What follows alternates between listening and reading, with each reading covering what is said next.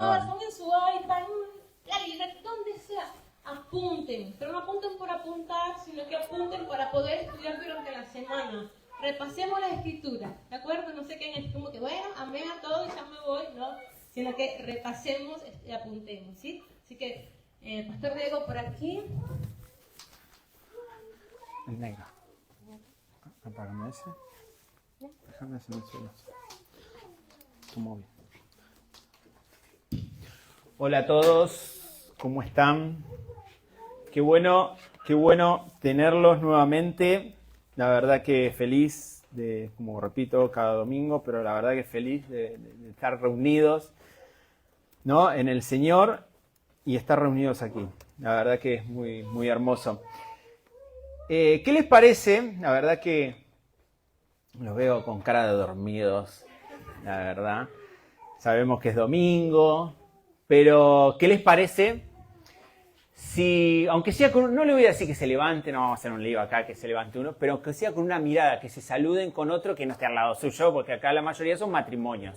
Entonces, ya se vieron a la mañana, se vieron mientras venían. Entonces, con otra persona que no esté al lado suyo, que no sea su esposa o su esposo, ¿no? Entonces, aunque sea con una mirada, con un hola, así que, porque eso es lindo poder conocerse, poderse ver, poderse reconocer, ¿no?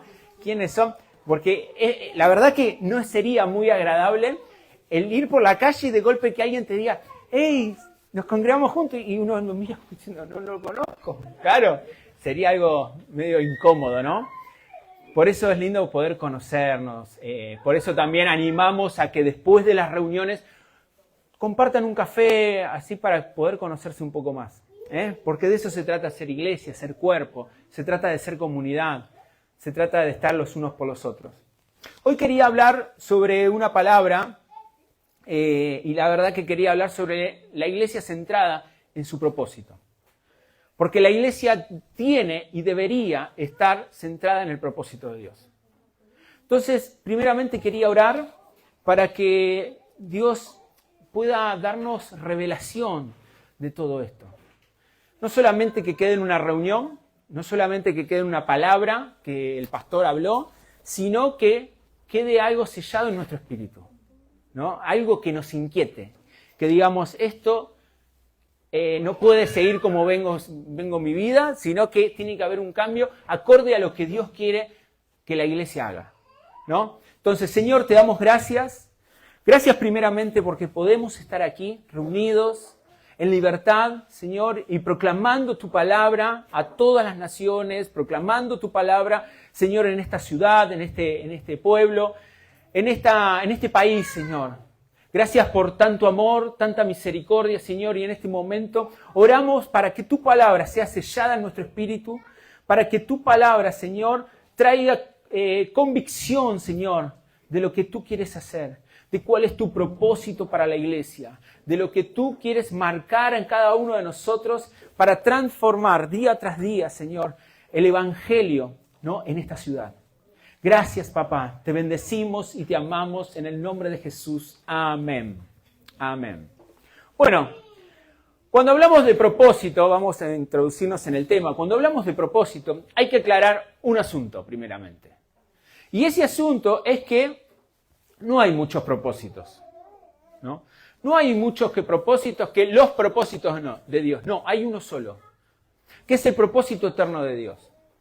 Hay que primeramente entender eso y mira, justo mi esposa estaba preparando la palabra y mi esposa me dice, no, estaría bueno aclararlo primeramente, porque realmente a veces creemos que tenemos varios propósitos. No, hay un solo propósito y es el propósito eterno de Dios. Porque hemos escuchado muchas veces que alguien te pregunte, hey, ¿cuál es tu propósito? Yo lo he escuchado muchísimas veces. O viene alguien y afirma, mi propósito es... No, la verdad que debemos entender, ¿no?, que ese propósito no es nuestro. No es un propósito nuestro.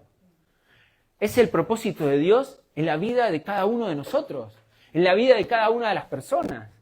Y no es de cada uno, no es el mío. Por eso, entender que no es mi propósito, sino el propósito de Dios en mi vida. Entonces, cuando hablamos de propósito personal, es el propósito de Dios en mi vida. Es el obrar de Dios para cumplir el propósito eterno a través de mi vida. ¿Se entiende? Es por eso que no podemos separar el propósito de Dios de la iglesia. Porque ambos están ligados. Ambos están ligados. Nosotros somos la herramienta, podemos decir, somos la herramienta de Dios para cumplir el propósito en esta tierra. Pero, tristemente, la gente mide a la iglesia, hablando del tema de la iglesia, ¿no?, acorde a las experiencias. Y la iglesia en sí no puede ser definida en base a nuestras experiencias personales. Nuestra experiencia con la religión no puede estar definida con nuestra experiencia con el pastor, porque el pastor me lo toma, la iglesia es esto. No. Tampoco puede estar definida porque el hermano de al lado, porque si el hermano habló mal de mí, porque no puede estar definido sobre nuestra propia experiencia. Tampoco puede estar definida por el edificio donde uno se congrega, etcétera, ¿no? Porque nada tiene que ver eso con la verdadera iglesia. Nada tiene que ver nuestras experiencias con la verdadera iglesia. No deberíamos usar nuestra información, nuestra educación, nuestra experiencia natural, ¿no?, para intentar entender o definir lo espiritual. No podríamos. Porque lamentablemente queremos definir a la iglesia de forma natural. Pero no podemos definir la iglesia de forma natural. Porque, qué sé yo, nosotros tenemos, la costumbre o, qué sé yo, podríamos decir, la naturaleza de trabajar en comunidad, de estar pendientes los unos por los otros, de animarlos a los demás también para que estén pendientes los unos por los otros, para poder ayudarnos, colaborar, orar. Pero hay otras congregaciones que no. Entonces, no podríamos definir que una iglesia es esto, la iglesia es esto, la iglesia es lo otro, depende a mi experiencia de que yo tuve en tal lugar. No podríamos. Entonces, no podemos definir eso. Necesitamos realmente que Dios nos revele el propósito, para que podamos entender un poco más lo que es la iglesia, lo que es verdaderamente la iglesia. Esto viene por revelación. Por eso quería tocar primeramente el punto 1, que dice: Dios siempre tuvo un deseo. Dios siempre tuvo un deseo con la iglesia. No es que de golpe dijo: a ver, Dios, estoy aburrido, vamos a hacer que haya la iglesia, vamos. Que haya la iglesia y que la gente congregada sea en la iglesia. No fue una idea así alejada de Dios, sino que fue un deseo de Dios. ¿Saben que un pensador dijo: existen muchas razones por las que un hombre querría tener un Dios? La verdad que existen muchísimas razones. Pero, ¿por qué Dios querría tener un hombre? Qué pregunta, ¿no? ¿Por qué Dios querría tener un hombre? ¿Saben que en la mente vana del hombre se creó el evangelio antropocéntrico? ¿Qué quiere decir el antropocéntrico? Un evangelio con un Dios que sea útil, funcional para todas las necesidades nuestras. Digamos, un Dios a nuestra merced. Un Dios para que haga lo que yo quiero que haga. El tema es cuando no funciona eso. El tema, no sé si alguna vez escucharon, que si no sale o no te va bien, y algo estarás haciendo mal. Pero eso es erróneo. Porque como volvíamos a decir hace un rato, se trata de un propósito. No se trata de nuestros caprichos. No se trata de que no lo podemos considerar a Dios como un supermercado. Que vamos y decimos: Dios, necesito, y cuando lo tengo me voy y me olvido. ¿No? Porque uno no está todo el día pensando en el supermercado. Pero cuando necesitamos algo que nos falta, ahí vamos. Y muchas veces hacemos eso con Dios. Y creemos que Dios tiene la obligación de cumplir nuestras necesidades. Claro que Él cumple nuestras necesidades. Pero nuestras necesidades, no nuestros caprichos. No todo lo que nosotros queremos. Imagínense esto, lo dije varias veces. Imagínense que en el transcurso de nuestras vidas, de lo que ya tenemos en nuestras vidas, Dios hubiese cumplido cada cosa que le hubiésemos pedido. Yo creo que, personalmente, mi vida en cierto modo hubiese sido medio un desastre. Porque me hubiese metido en cada lío que yo no tendría que haber estado. ¿Y por qué Dios no me concedió aquellas cosas que yo le había pedido? Porque es su propósito. Porque no... Una es su propósito, se trata todo de su propósito. Y otra, porque si te decimos que es por nosotros, te está cuidando. Entonces, no podemos entrar a un Dios, ¿no?, que antropocéntrico, un evangelio antropocéntrico. Un Dios a nuestras necesidades. Un Dios para lo que nosotros querramos. Pensemos, ¿este realmente era el deseo del Padre? ¿Solamente un Dios para eso? ¿Un Dios únicamente para cumplir lo que el hombre quiere? Me parece que sería un Dios muy, muy inestable, porque imagínate que como iglesia cada uno esté pidiendo algo diferente y sería, imagínense lo que sería esto, ¿no? Entonces, el ámbito del propósito de Dios siempre es espiritual, no natural. Entender esto, además de ser básico, es fundamental para nuestras vidas como hijos de Dios. Siempre el ámbito de Dios, el propósito de Dios, es espiritual. Pero todo lo espiritual se manifiesta en lo natural. No es que lo natural se manifiesta en lo espiritual. Ahí es donde entra la religión. Donde creemos que si yo me porto bien, es que en lo espiritual estoy bien. ¿Saben la cantidad de gente que se porta bien y no tienen ni un minuto de oración en su vida? ¿Saben que realmente hay más gente que no conoce a Dios afuera que más buena que nosotros? Pero no se trata de eso. Porque esa es a la inversa. Lo espiritual se manifiesta en lo natural, no al revés. ¿Por qué nosotros vamos siendo transformados? ¿Por qué nuestro carácter va cambiando? ¿Por qué vamos haciendo más pacientes? ¿Por qué vamos tolerando más a las personas en amor? ¿Por qué? Porque son los frutos del Espíritu, que se van manifestando en nuestra vida mientras nuestra espiritualidad va creciendo. Mientras nuestra espiritualidad va creciendo, esos frutos se van manifestando. Vuelvo a repetir, no se trata de mis frutos del Espíritu. Son los frutos del Espíritu. Son los frutos del Espíritu. Son de Él. Entonces, mientras nosotros vamos creciendo espiritualmente, es su vida reflejándose a través de nosotros. Es sus frutos reflejándose a través de nosotros. Porque díganme, humanamente, con todas las fuerzas, humanamente no podemos amar a todo el mundo. El que nos lleva a amar a todo el mundo es Él. El que nos hace tener paciencia con todo el mundo es Él. No somos nosotros con nuestra fuerza. Porque aunque querramos y pongamos toda la fuerza, va a llegar un momento que vamos a decir, se me va la paciencia, la tensión por las nubes y explotamos. Llega un momento que uno explota, no puede. Entonces, son cosas fundamentales entender que el propósito de Dios y todo lo que tiene que ver con Dios es espiritual. Nuestra vida es espiritual. Nosotros somos seres espirituales.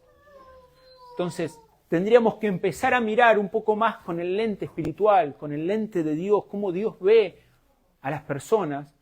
Y ahí vamos a empezar a entender y a ver un poco más en amor a las personas. ¿No? Porque normalmente vemos y le vamos dando, ¿no? Y los juzgamos cuando no somos jueces.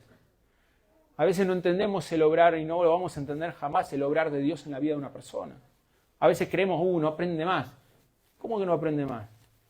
Dios está obrando de una manera diferente con esa persona. Entonces, empezar a vernos desde ese lente para entender qué es la iglesia, para entender qué es su propósito. La única manera de encontrar el propósito de Dios es buscarlo en el ámbito correcto, que es el ámbito espiritual. Es ahí donde vamos a poder encontrar el propósito de Dios. Lo vamos a entender. Y no solamente lo vamos a entender, sino que lo vamos a abrazar. No vamos a decir, el propósito de Dios. No, sino que yo soy parte del propósito de Dios. Yo quiero ser parte del propósito de Dios. Señor, ¿en qué puedo colaborar? Señor, ¿en qué puedo sumar para que el Evangelio siga corriendo, siga avanzando en esta ciudad, en este país y en el lugar donde tú me mandes? ¿Qué puedo hacer? Ya no es el propósito ajeno, soy parte de eso. Dios por misericordia y amor nos hizo parte de ese propósito. Y eso es algo maravilloso, porque sinceramente Dios puede hacerlo por sí mismo. Dios es Dios. Y por misericordia y amor nos hace parte. Entonces, es por eso que la mente carnal no puede imaginar más real, que lo natural. La mente carnal ve lo más real que hay, es lo natural, lo que ve. Pero nosotros vemos desde otra vista, desde otra perspectiva, desde otra visión. Es un grave error creer que todas las cosas espirituales tienen que ver con una aplicación natural para ser útil. Es un grave error. Hay cosas en nuestras vidas que van siendo transformadas no en lo natural, sino en lo espiritual. Y como decía recién, y va a ser transformada después en lo natural. Va a ser vista después en lo natural. Hay cosas que vamos a estar luchando y luchando y luchando, pero hasta que nosotros no lo entreguemos y no lo hagamos parte de lo espiritual, no van a cambiar. Van a seguir igual. Porque nosotros lo tenemos que empezar a afrontar desde lo espiritual, no desde lo natural. De lo natural lucha el mundo con lo natural. Busca con lo natural, pelea o lucha la mente carnal. Nosotros tenemos que ver las cosas un poco más allá. Nuestra visión tiene que estar puesta un poco más allá de lo que ven los demás. Entonces, no podemos ver las cosas igual que los demás. Entonces, tampoco podemos ver o creer que todo lo espiritual sirve, ¿no? O es útil para lo natural.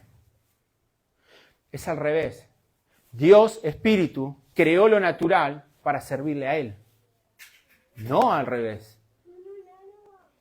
Entonces, ¿cuántas veces hemos utilizado a Dios como nuestro servidor? ¿Cuántas veces vimos a Dios como nuestro siervo? Y es al revés. Somos nosotros los que lo servimos. Él es el Rey. Él es Dios. No nosotros. Entonces también es ponerse en el lugar que debemos estar. Es una posición y es ponernos en la posición que debemos estar. Es ocupar el lugar donde debemos estar. Entonces, punto 2, la realidad espiritual es espiritual. La realidad espiritual es espiritual. Para entender lo que realmente es importante, debemos ver, como decíamos recién, más allá del ámbito terrenal. Tendríamos que ver un poco más allá de lo que es el ámbito terrenal. Tendríamos que entender el significado de las palabras del apóstol Pablo en 2 Corintios 4:18. 2 Corintios 4:18. Donde dice, al no poner nuestra vista en las cosas que se ven, sino en las que no se ven. Porque las cosas que se ven son temporales, pero las cosas que no se ven son eternas. Todo lo que nosotros vemos es temporal. ¿Qué podríamos decir que es eterno que conocemos? ¿Cómo podríamos definir con una mente carnal lo eterno? Algo perdura para siempre, sí, perfecto, pero ¿qué es lo eterno? ¿Cómo podríamos definirlo? Nada de lo que nos conocemos en este mundo, que sea visual o no, es eterno. Nada de este mundo es eterno. Uno diría, sí, pero el amor perdura para siempre, ¿no? Pero fíjense que cuando se casa uno, ¿qué le dice? Hasta que la muerte los separe, ¿no? Entonces, hasta el mismo amor humano tiene tiempo de vencimiento. Hasta el mismo amor humano, no vamos a decir el amor de Dios es otra cosa. Hasta el mismo amor humano tiene su fecha de vencimiento. Todo lo que vemos en algún momento va a desaparecer. Esto quizás el día de mañana lo tiren abajo y construyan otra cosa. Y todo, nosotros mismos tenemos fecha de vencimiento. El propósito de Dios tiene que ver con una forma corporativa. Un reino, una creación, una iglesia, un hijo corporativo que recibe todo lo que Dios es, tiene el amor de Dios y llega a ser la expresión de la gloria de Dios. Entonces, el amor de Dios no es un sentimiento. El amor de Dios no se asemeja para nada a lo que es el amor humano. Y es algo que deberíamos entender porque creemos que vamos a amar como Dios ama. Entonces, el amor de Dios no es un sentimiento. Y no se parece en nada a nuestro amor. Entonces, la esencia de Dios es amor. Dios no tiene amor. Dios no tiene amor. Dios es amor. Dios no tiene gracia. Dios es la gracia. Entonces, vamos a ir reformulando un poco porque cuando creemos que nosotros amamos humanamente y queremos amar como Dios ama, nos va a ser imposible. ¿Cuándo vamos a amar como Dios ama? Mientras nosotros dejemos que el Espíritu Santo trabaje en nosotros y sea Él amando a través de nuestras vidas. ¿Cuándo nos daremos cuenta? Cuando amemos a aquellas personas que jamás habíamos amado. Cuando conozcamos realmente lo que es el perdón.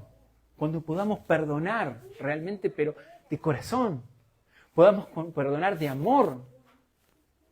Y no un perdón que sí, te perdono. No, sino un perdón genuino. Un perdón que después no haya nada que refutar a la otra persona. Es ahí donde vamos conociendo realmente lo que es el amor de Dios. Un amor que no juzga. Un amor que ve a las personas no por sus defectos, sino por sus virtudes. Sino por lo que Dios va trabajando en la vida de cada uno. El amor de Dios es totalmente diferente a nosotros. Nosotros, ¿cuántas veces escucharon? Hoy amo, mañana no amo. ¿No? ¿Y qué pasó que se separan? Y no nos amamos más. Hemos escuchado un montón de veces esa palabra. Es más, hasta el sistema te incita a eso. Porque imagínense, uno ya se casa y ya tiene con repartición de bienes, ¿no? Ya la mujer por allá, el hombre por allá. Y hoy en día, sinceramente, es más fácil hacer el trámite para divorcio que para casarse. Un trámite para casarse te tarda meses. Ya para sacar la cita te tarda meses. Para divorciarte vas, firmás, listo, te fuiste. ¿No? El sistema, claro, está adaptado para que sea todo por sentimiento, por lo que sentimos. No por lo que Dios manda, por lo que Dios dice. O por a través del amor de Dios. Entonces, quería ir a Juan 3:16. Creo que casi todos conocemos ese versículo. Juan 3:16. Que dice, por tanto amó Dios al mundo que dio a su Hijo único, para que todo el que cree en Él no se pierda, sino que tenga vida eterna. Fíjense, a un Dios amando al mundo, ¿no? Al mundo hablando de personas, ¿no? Dios amando a todas las personas, no a algunos, sino a todas. Y dándose a sí mismo por amor. Dios se encarnó en Jesús para darse a sí mismo un sacrificio por amor a las personas. Y ahí vemos la expresión de amor más grande que pueda existir. Porque uno dice, yo di la vida por mis hijos. Soy una persona que puedo dar la vida por alguien. Sí, por mis hijos. Pero ¿qué tal de dar la vida por aquel que te odia? ¿Qué tal de dar la vida por aquel que te hizo de todo, que te hizo la vida imposible? Ahí ya no se manifiesta más el amor de Dios en la vida de cada uno, ¿no? Pero Dios sí lo manifestó. Dios sí se entregó por la vida de cada uno de nosotros. Por eso debemos entender que somos seres espirituales, somos personas espirituales. Y todo lo que hagamos en la tierra se va a expresar tarde o temprano, o va a expresar, mejor dicho, tarde o temprano, lo que somos. Por eso, nuestro caminar día a día es espiritual también. Porque tarde o temprano vamos a expresar eso en la tierra. Tarde o temprano vamos a expresar el amor de Dios, la paciencia, los frutos del Espíritu, y lo vamos a expresar en nuestras vidas. Y necesitamos expresarlo. Lo necesitamos. Pero no solamente porque Dios nos dice, porque Dios nos ama y queremos hacerlo, sino, si lo podemos ver también algo un poco egocéntrico, porque nos sirve y nos conviene. Para nuestra vida nos conviene, queremos vivir mejor interiormente, nos conviene tener una vida espiritual sana en Dios. Nos conviene estar bien con el prójimo. Nos conviene amar. Nos conviene perdonar. Nos conviene. Pero así también se manifiesta el amor. Así también se manifiesta en las demás personas lo que portamos, que es la vida de Cristo. Así también demostramos que somos iglesia, que somos su cuerpo. Porque cuando demostramos y expresamos la vida de Cristo en nosotros, estamos expresando su cuerpo, su persona. Jesús era la imagen del Dios invisible. La iglesia hoy en día es la imagen del Cristo invisible. ¿Cómo conocen, cómo ven la gente a Cristo si nunca leyeron una Biblia? A través de nuestras vidas.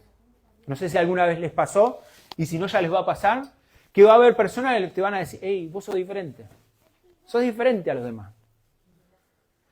¿Por qué? Porque, qué sé yo, uno no se envuelve en cosas que no se tiene que envolver. Habla diferente, se preocupa por la persona, qué sé yo, que está trabajando al lado, o que está en la escuela al lado. Se preocupa. Y no solamente se preocupa, sino que se ocupa. Y eso es lo que, como hijos de Dios, deberíamos hacer, ocuparnos de las demás personas. Nosotros somos la expresión de la gloria del amor de Dios. Como hijos de Dios, somos portadores de amor.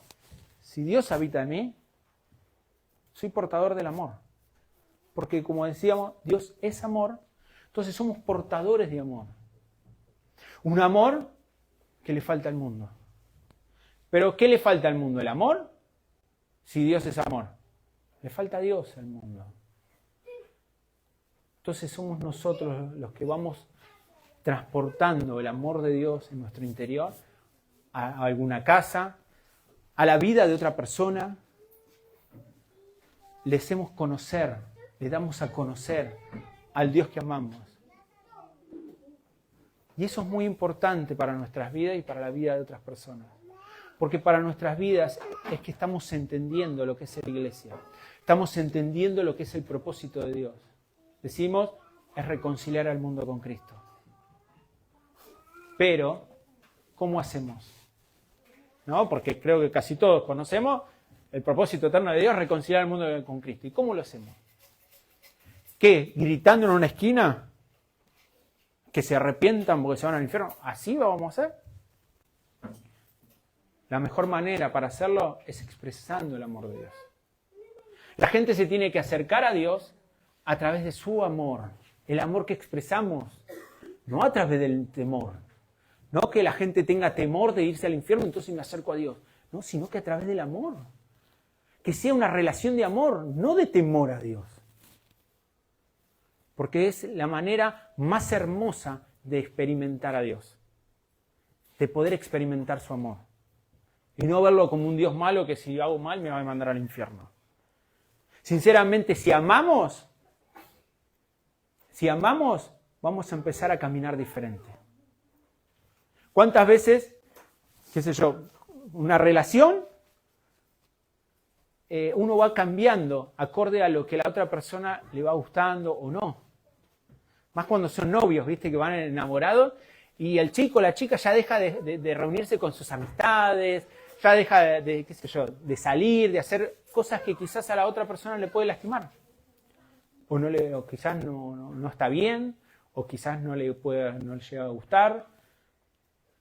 Y uno lo va cambiando, ¿por qué? ¿Le cuesta? No, porque está enamorado y prefiere estar más tiempo con la persona con la cual está enamorado que con sus amigos, que qué sé yo, haciendo lo que tenga que hacer. Es más, si puede faltar el trabajo para estar con esa persona, lo hace. ¿No? De eso se trata. Cuando conocemos el amor de Dios nos vamos enamorando más. Nos vamos enamorando cada día más y esa transformación va a ser algo que lo hacemos por amor. Y no va a costar. Sino por tanto amor que recibimos de parte de Dios nos enamoramos y vamos cambiando desde adentro hacia afuera. Ya sin esfuerzo. Ya sin esfuerzo es. Decíamos, como hijos somos portadores de amor, porque Cristo habita en cada uno de nosotros. La esencia de la vida es Cristo.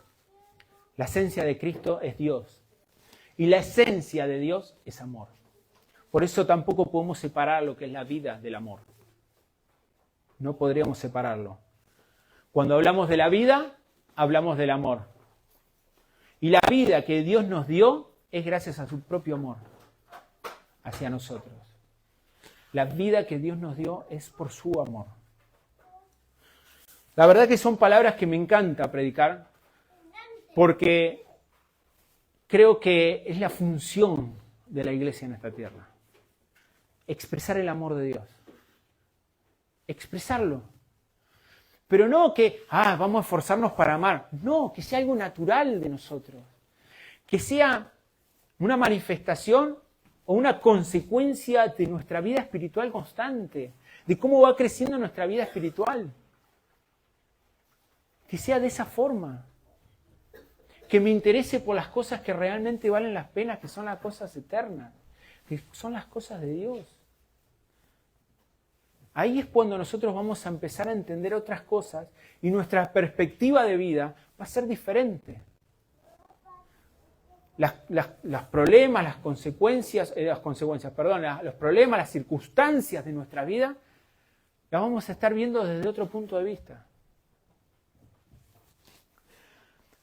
Primera de Juan, 4:8, nos dice así: el que no ama no conoce a Dios, porque Dios es amor.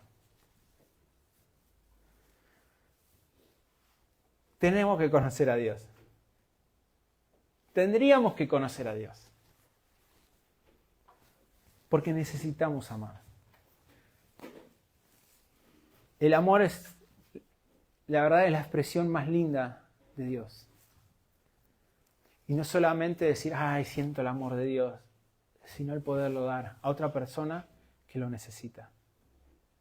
Es nuestro trabajo. Y vuelvo a repetir, no es un trabajo de decir forzado.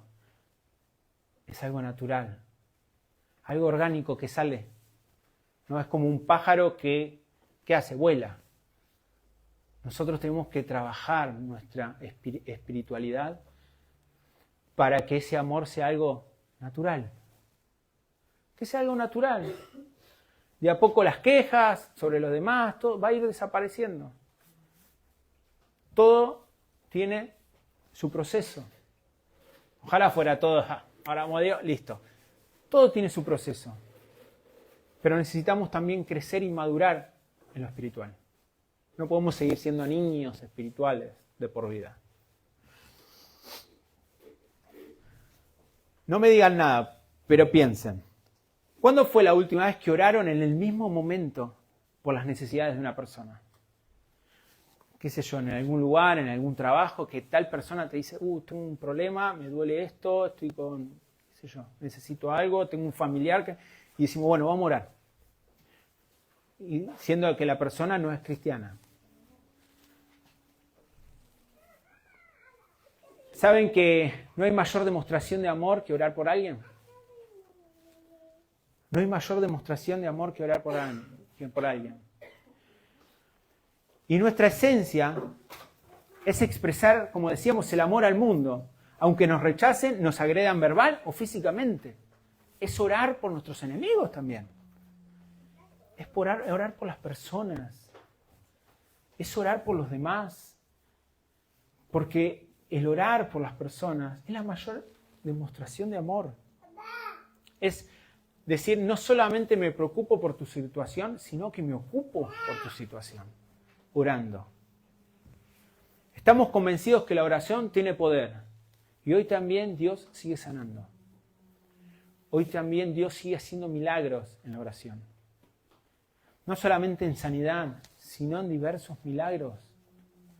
Dios sigue trabajando, obrando. Una iglesia centrada en su propósito ora por sanidad. Una iglesia centrada en su propósito ora por sanidad. Pero ¿qué pasa si el milagro no ocurre? ¿Qué pasa si el milagro que estamos orando por la persona no ocurre? ¿Qué pasa? Nos tendríamos que involucrar un poco más. Debemos entender que como nosotros somos portadores de amor, nosotros tenemos a Cristo en nuestro interior, nosotros mismos somos el milagro de Dios para muchas personas. Nosotros mismos somos ese milagro para esas personas. Hay muchas personas que están necesitadas de afecto, de ayuda en su casa, de mil cosas. Somos nosotros ese milagro para esas personas. Quizás no se manifieste un milagro sobrenatural en el sentido de que tenía una enfermedad y se curó. Quizás estemos orando por eso y no pase, porque estamos hablando, vuelvo a repetir, del propósito de Dios. Y quizás Dios, a través de esa persona, tiene un propósito que no la tiene que sanar. Pero sí nosotros somos el milagro, estando con esa persona en los momentos difíciles. Te falta un plato de comida, acá estoy. Te falta esto, acá te puedo ayudar, te puedo conseguir estar. Eso se trata de ser iglesia, se trata de ser comunidad. Queremos decir, ¿cuál es el propósito eterno de Dios? Reconciliar al mundo con Cristo. ¿Cómo? Ocupándonos. Siendo el milagro para las personas. Siendo ese milagro que la gente necesita. ¿Cómo hacemos para alcanzar al mundo? Siendo el milagro. ¿Te va a ocupar tiempo? Te va a ocupar tiempo, pero va a ser el mejor tiempo invertido de tu vida. Cuando te des cuenta va a ser mejor tiempo que estar mirando en Netflix una serie. Va a ser mucho mejor. Entonces, tenemos que entender eso, que mucha gente necesita un milagro. Y nosotros somos ese milagro para esas personas.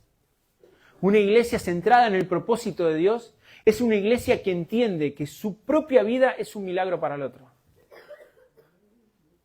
Vuelvo a repetirlo, una iglesia centrada en el propósito de Dios es una iglesia que entiende que su propia vida es un milagro para el otro. ¿Somos un milagro? Sí, ¿no? Hemos conocido a mucha gente en Latinoamérica que nos preguntan y afirman. Pero lo peor es que una cosa es que te pregunten y otra cosa es que te afirmen. Que en Europa, para llegar a un europeo con el Evangelio es difícil. He escuchado muchísimas veces. Y realmente no es difícil. Es diferente. Son diferentes culturas, diferentes tipos de vida y no podemos catalogar a todo el mundo de una forma. Es diferente. El europeo es diferente que el latino. El latino le haces una obra de teatro y hay 50 llorando. El europeo quizás no, quizás llore uno. Son diferentes, pero no es difícil el europeo. Ahora les voy a explicar por qué no es difícil. La verdad es que si manifestamos la vida de Cristo, no hay territorio difícil que se nos pueda oponer. No hay territorio difícil para Cristo. No hay. Para Dios no hay territorio cerrado, ni corazón que se resista a ese inmenso amor que tiene. No hay. ¿Cómo para Dios? No, acá para Dios está cerrado el lugar. ¿Cómo que para Dios está cerrado? Dios es de Dios. ¿Cómo podemos creer? No, que esta persona no quiere, Dios no puede entrar en su corazón. Dios es Dios. Entró en el corazón del apóstol Pablo. No va a entrar en el corazón del vecino de enfrente, en el corazón de otra persona. El apóstol Pablo perseguía a los cristianos y los mataba y los apresaba. Y es más, cuando Dios tiene ese encuentro, ¿no? con Saulo de Tarso, él iba con una misión de ir a perseguir a los cristianos a Damasco. Imagínate, ya iba en su caballo con un odio bárbaro, esperando encontrarse con algún cristiano para, matarlo o llevarlo preso. Entonces no podemos pensar que un territorio es difícil, una persona es difícil. No es difícil. Porque es difícil para nosotros, humanamente. Porque humanamente lo que nosotros podemos expresar, a veces tenemos una forma de predicar armado, ¿no? Nosotros predicamos de esta manera. No, eso termina siendo humano, porque Dios trata con cada persona de diferente manera. Entonces, no es difícil para Dios, quizás sí para nosotros, pero no para Dios. Si nosotros vamos con el amor que debería ser, si nosotros trabajáramos con el amor que debería ser, no habría territorio difícil. No hay mayor cosa más hermosa para una persona que otra que le muestre amor. Incondicional, ojo, un amor incondicional. Un amor que no busca nada a cambio. Para Dios, podríamos decir, no hay territorio cerrado. Si pensamos solamente en ganar gente, ganar personas, estamos equivocados. No sé si alguna vez escucharon, como evangélicos, ¿cuántas personas ganaste para Dios? Yo lo he escuchado un montón de veces. Salíamos a evangelizar y ¿cuántas personas ganaste? ¿Y cuántas personas? Y la verdad que ninguna. Porque la obra y la gloria es siempre de Él. No es nuestra. La obra es de Él. Y el que va trabajando en el corazón de la otra persona para ser receptivo es Dios mismo. No es porque yo le dije ciertas cosas y la persona se convierte. No, es Dios obrando a través en el corazón de esa persona. Obvio que nos utiliza a nosotros para hablar, y lo vuelvo a repetir, expresar el amor de Dios. Dios nos utiliza para eso. Creemos como iglesia que el Evangelio siempre tuvo que ver con relaciones. Y esto nos lleva un poco más allá. No nos lleva directamente a, gané una persona para Cristo, que me la encontré acá a la vuelta, vení, te llevo a la iglesia, ¿no? Te llevo a la local, a la congregación, y ahí, pastor, acá le traje. ¿No? Hay un trabajo también nuestro de cada uno, que es tener relaciones con la otra persona. Porque, digamos, el propósito eterno de Dios, el reconciliar al mundo con Cristo, no es el trabajo del pastor solamente. Es el trabajo de cada hijo de Dios. Es el trabajo de cada uno de nosotros. Entonces, el tener relación con otra persona, el expresar ese amor, es el trabajo de todos, no de uno solo. Está bien que lo traigan, pero también hay un trabajo individual de cada uno de nosotros de ocuparse por el prójimo, de ser ese milagro por la otra persona. Es muy lindo que estén por uno, pero nosotros también tenemos que estar por los demás. Es el trabajo que Dios nos envía a hacer. Y ese es el trabajo más satisfactorio que podríamos estar haciendo.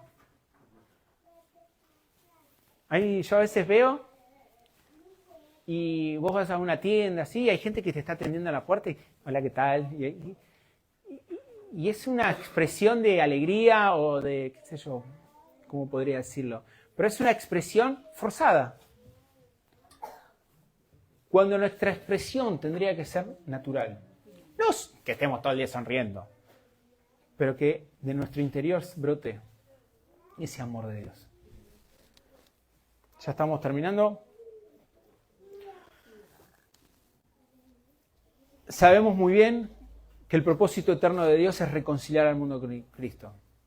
Y si deseamos hacerlo, lo debemos hacer a través del amor. Entonces, nos tendríamos que preguntar, ¿dónde está nuestro enfoque hoy en día? ¿Dónde está nuestro enfoque? ¿Cuál es nuestro mayor pasatiempo mental? No voy a decir en manualidades, no, sino mental. ¿Cuál es nuestro mayor pasatiempo? Porque sinceramente, soy sincero con cada uno de ustedes, he ido a reuniones de oración y mi mente estaba en otro mundo. Me acuerdo que iba a reuniones de oración a las 5 de la mañana. Y mi mente estaba más en que no me duerma, que no me duerma. Oraba más para que no me duerma que orando por lo que había que orar. Y pasan esas cosas. Entonces, ¿cuál es nuestro mayor pasatiempo en nuestra mente? ¿Estamos pensando más en lo espiritual, en lo eterno, o en uno mismo? En lo terrenal, en las circunstancias que me están pasando en el momento. Porque saben que a veces cuando pensamos en las circunstancias o en los problemas que estoy pasando en el momento y me aboco directamente a eso y paso mucho tiempo pensando en eso, lo vamos agravando cada vez más. Vamos haciendo que esa bola de nieve vaya creciendo cada vez más. ¿Saben que si pensamos más y ocupamos más la mente en Dios, esas cosas se terminan yendo? Esa preocupación, ese problema que tenemos, se termina haciendo así chiquito. Pero tenemos que pensar en qué estamos enfocados. ¿Cuál es nuestro pensamiento? ¿Qué es lo que estamos haciendo en nuestras vidas? ¿En qué estamos desperdiciando nuestra mente? Debemos comenzar a vivir un evangelio activo, no un evangelio pasivo, un evangelio centrado en su propósito y no en el nuestro. Porque si buscamos primeramente el reino de Dios, todas las demás cosas son añadidas. Entonces, es buscar primeramente el reino de Dios. Es primeramente centrarnos en el propósito de Dios. Y Dios va a ir dándonos lo que necesitamos. Vuelvo a repetir, lo que necesitamos. No lo que nuestro capricho nos quiere dar. ¿Saben que cuando nosotros actuamos por capricho, es cuando más fácil nos endeudamos? ¿No? Porque cuando hablamos de capricho, normalmente hablamos de comprarnos cosas. La mayoría, ¿no? No todas, pero la mayoría es comprarnos cosas. Pero cuando nos enfocamos realmente en lo que Dios quiere, hay cosas que van a venir solas. Vamos a administrar el dinero de otra manera porque vamos a saber en qué invertir. Porque a veces decimos, yo le doy una ofrenda a Dios, yo le doy un diezmo. Estás invirtiendo. No estás gastando dinero, no estás derrochando, estás invirtiendo para el reino.